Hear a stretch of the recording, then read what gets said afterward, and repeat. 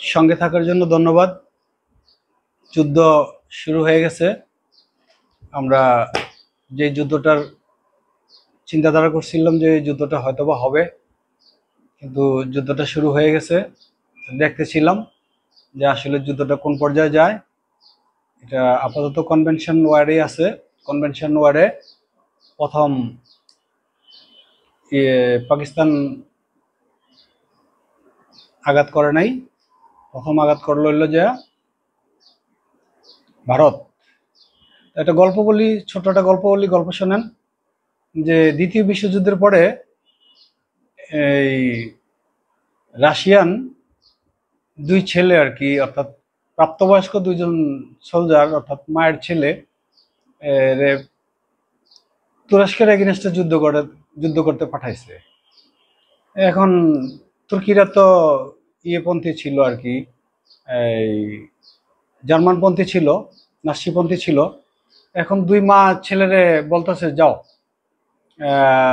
এই কিছু খাবার দিলাম, কিছু খাবার নিয়ে যাও, কিছু খাবার নিয়ে যুদ্ধ করতে চলে যাও। যুদ্ধ করতে যায় অস্তে পথে পথে যেতে থাকবা, খাইতে থাকবা, আর দুই একটা তুর্কি পাইলে তুর্কি মারবা। মা, রাশিয়ান মা শিখিয়ে দিল, দুই একটা তুর্কি পাইলে তুর্কি মারবা।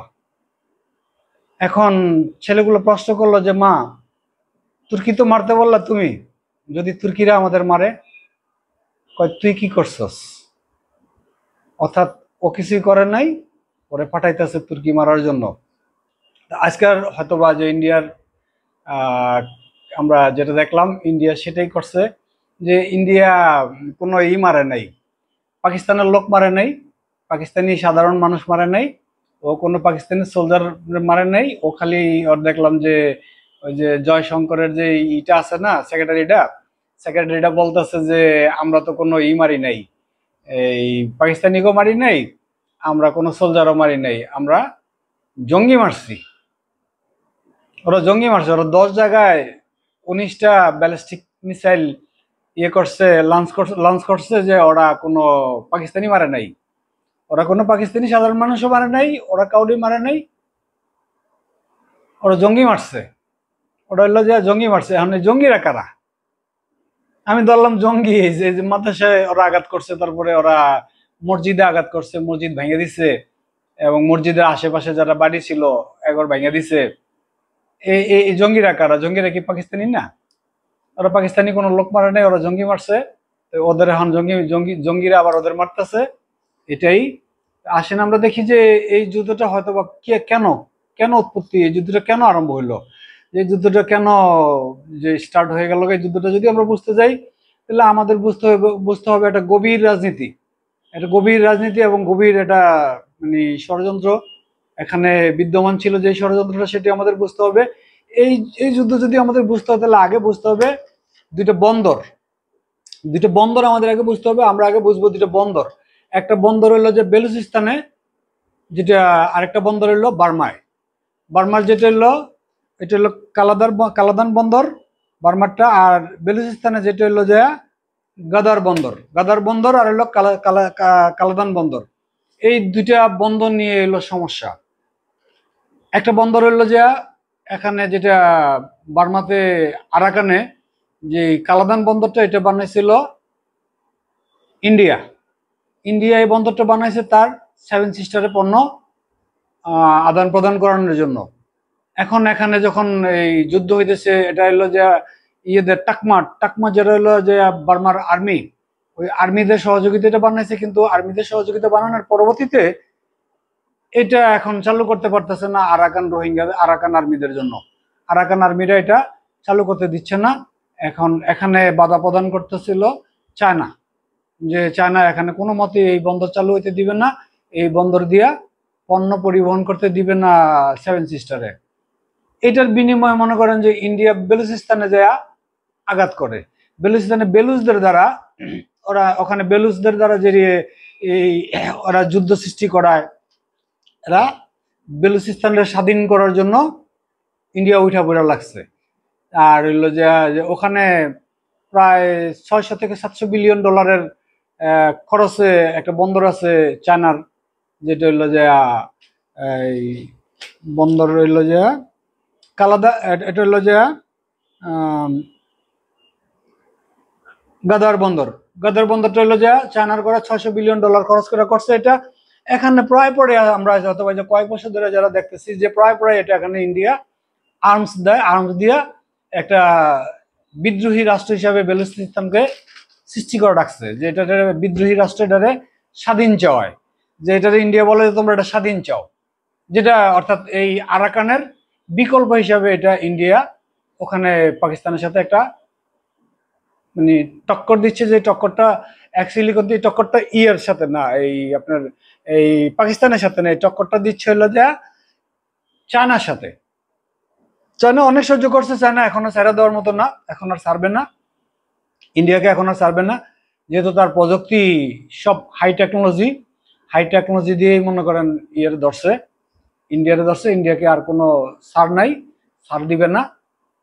আমরা স্টেপ বাই স্টেপ যাবো, স্টেপ বাই স্টেপ হয়তো বা এই যুদ্ধে কার ক্ষতি কার কি হইলো সেটা আমরা দেখবো। যুদ্ধটা যেটা আমরা দেখতেছি যে যুদ্ধটা হলো দুটো বন্দর নিয়ে এবং এই দুটো বন্দরই মানে সমস্যা, এই দুটো বন্দরেই মনে করেন যে এই এখন আমরা চিন্তা করি কি, আমাদের চিন্তা আসছে যে যদি হয়তোবা আগ্রাসী ভূমিকায় ইন্ডিয়া চলে যায়, ইন্ডিয়া যদি হয়তোবা কোন রকম যে এই পরাস্ত করে পাকিস্তানকে, তাহলে আমাদেরও সমস্যা আছে।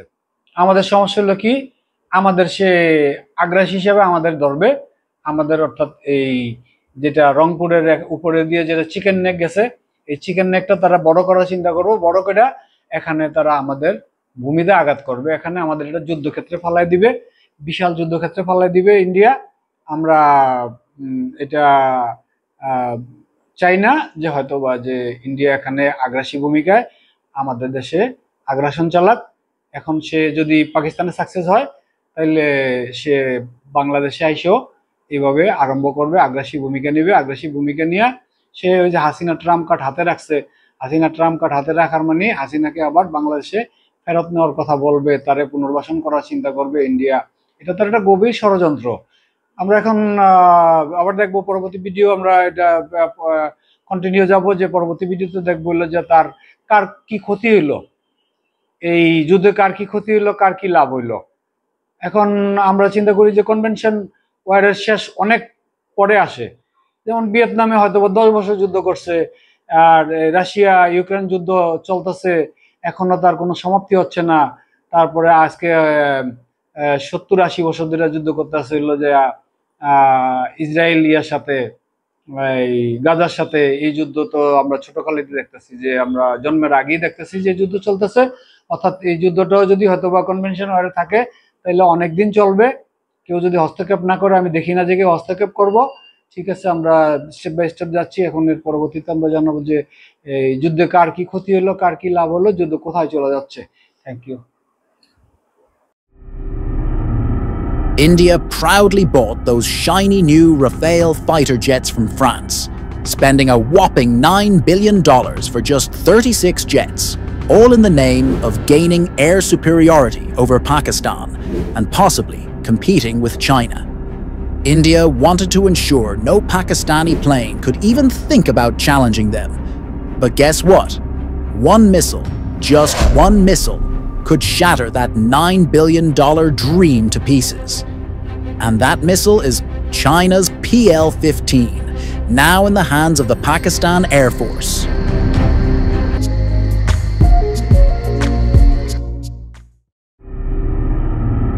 Right when India-Pakistan tensions started heating up again, China stepped in and did something crazy. They gave Pakistan a batch of PL-15 missiles. According to latest reports, Pakistan received around 100 PL-15 missiles, and they didn't even get this cheap export version. They got the real deal, straight from China's own Air Force stocks. This means it's not the first time Pakistan is using the PL-15. They had a few for testing before, but now they have plenty, ready for action. The PL-15 is a beyond visual range BVR air-to-air missile built for long-distance kills. It can fly at speeds over Mach 5, that's 5 times faster than sound, and strike targets up to 300 kilometers away, meaning a jet over Lahore could easily hit one deep inside Indian Punjab. Powered by a dual-pulse solid rocket motor and guided by an advanced AESA radar, the missile isn't just fast. It can lock onto enemy jets from very far and adjust its path mid-flight to make sure it hits its target. It's smart, accurate, and brutal. Pakistan's JF-17 Block 3 fighter jets are the main platforms for PL-15 missiles. Pakistan has already inducted about 50 JF-17 Block 3 jets, and more are coming fast.